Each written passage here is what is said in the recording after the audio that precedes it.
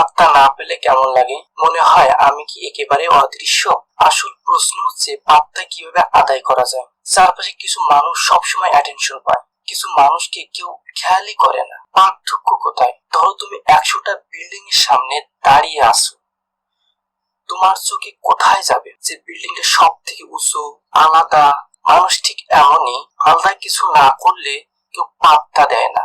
এখানে আমরা আটকে যাই। পাত্তা পেতে হলে আগে বুঝতে হবে কোথায় আলাদা। প্রথমে আশেপাশে তাকাও, দেখো কাকে সবাই পাত্তা দিচ্ছে। খেয়াল করো কেন সবাই পাত্তা পাচ্ছে। এবার নিজের ভিতরের দিকে তাকাও, তুমি কি পারো, কোন কাজ তোমার সব থেকে বেশি ভালো লাগে, সেখান থেকে শুরু করো। যদি কোনো স্পেশাল কিছু না থাকে সমস্যা নাই, কাউকে ফলো করো, তার কাজগুলো দেখতে শিখতে থাকো।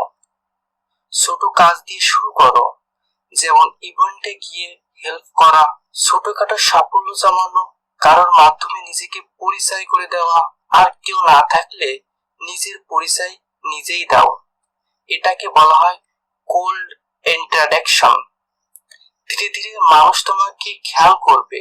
যেদিন তুমি আলাদা কিছু করতে পারবে, যেমন একটা প্রতিযোগিতায় জেতা, কিংবা পত্রিকায় লেখা ছাপা, কিংবা নতুন কোন প্রজেক্ট দাঁড় করানো, সেদিন থেকে মানুষ তোমাকে পাত্তা দিতে বাধ্য হইবে। তুমি আর ভিড়ের ভিতর হারিয়ে যাবে না, বরং আলাদা হয়ে দাঁড়াবে।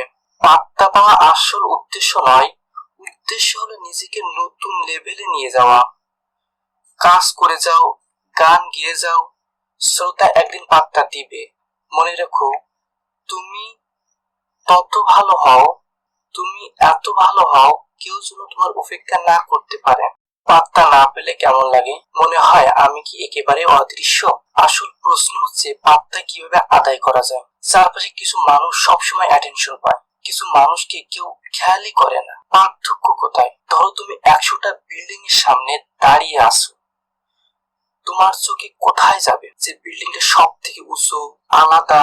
মানুষ ঠিক এমনই, আলাদা কিছু না করলে কেউ পাত্তা দেয় না।